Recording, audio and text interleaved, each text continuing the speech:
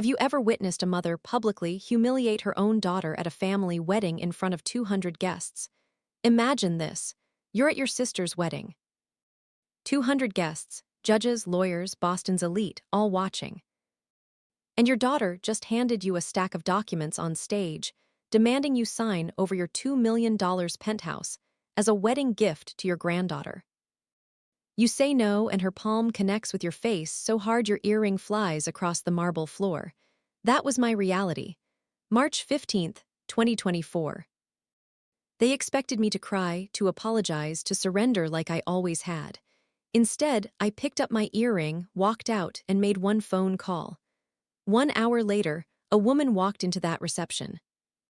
When my daughter saw who it was, she started screaming because the person she told everyone was senile, and Gone had just arrived with a lawyer and proof of everything she'd been hiding. Before I continue, this is the kind of hidden truth we expose on Hidden Truth Revenge. Now, let me take you back to where this all began.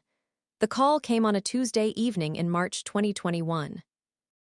I was sitting in my apartment reviewing plans when my mother-in-law Aliner's name lit up my phone. "Jasmine, sweetheart," she said, her voice steady. "I need to tell you something." Aliner had been a professor at Harvard Law School for 31 years.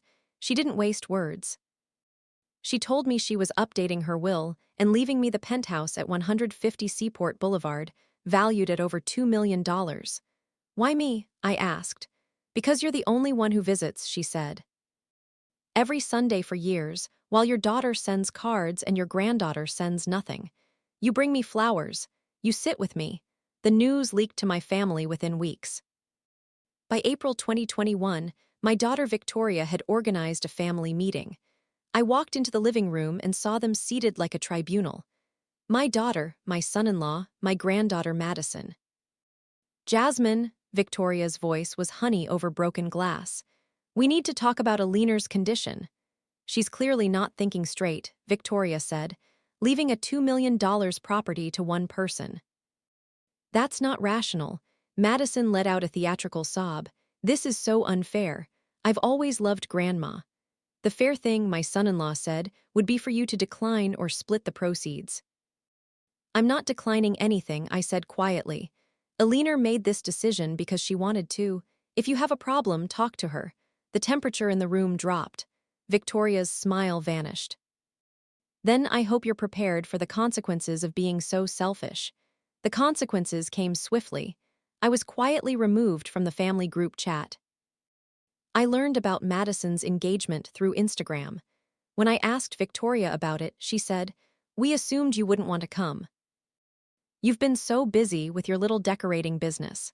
My little decorating business was a successful interior design studio.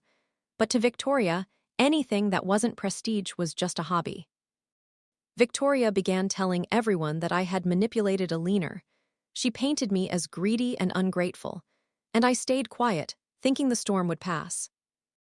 In late 2021, Aliner moved into a senior living facility. She said she wanted peace, but sometimes I saw fear in her eyes. December 2023, 3 months before the wedding. I received Madison's wedding invitation. Then Victoria called, warm and affectionate, talking about family healing.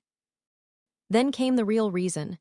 This would be the perfect time to transfer the penthouse as a wedding gift. I refused. Victoria's voice turned to ice. "I expect you to make the right choice." 1 week before the wedding, Aliner called me at 7 in the morning. "If something happens at that wedding, call Marcus Webb immediately. He has everything ready." March 15th, 2024. The Fairmont Copley Plaza. The ballroom was breathtaking. Victoria stood and invited me to the stage. She handed me documents demanding I sign over the penthouse. When I said no, she slapped me hard across the face in front of everyone. I picked up my earring and walked out. 1 hour later, Aliner walked into the reception with Marcus Webb. When Victoria saw her mother, she started screaming. Aliner calmly told the entire room the truth. She confirmed the will. Marcus presented documents proving Victoria had forged Aliner's signature on a Cape Cod property sale years earlier. Forensic analysis showed 98.7% probability of forgery. The room erupted. Victoria's perfect world collapsed in front of Boston's elite. Her husband distanced himself. Madison was devastated. Eleanor looked at her daughter and said, "I gave you 3 years to make it right." Tonight everyone saw the truth. I walked out with my mother-in-law. For the first time in years, I felt free. The fallout was swift. Victoria faced investigation for fraud. Her social standing crumbled.